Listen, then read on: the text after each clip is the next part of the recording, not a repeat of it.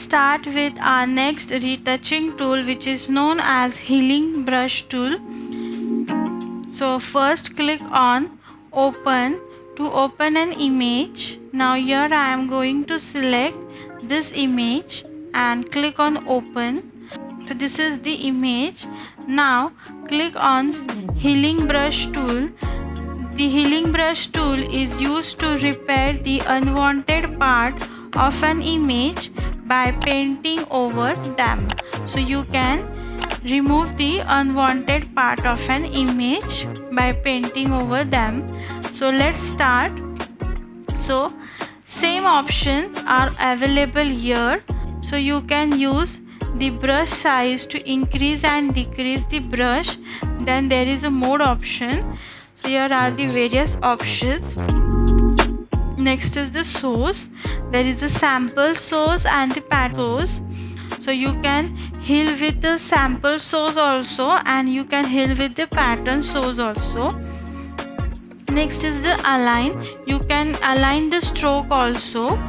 Next is the legacy. Use legacy is used for the past generation and non-real-time user interface feedback. Next is the sample option. There are current layer option, current and below all layers. So basically you have to click on current layer option. Next is the angle option, and last is the diffusion. Diffusion is used to make the image clean. So basically I had given 5 diffusion. Now here I am going to give normal and sample, and let's start. So you have to use the option key in Mac, or in Windows you can use Alt key to select the sample which you want to repair. So let's start. After selecting, you can repair the image.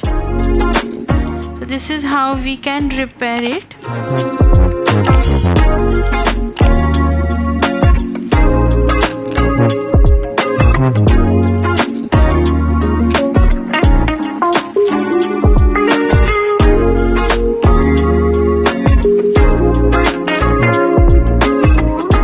Now here I am going to decrease the size of the brush.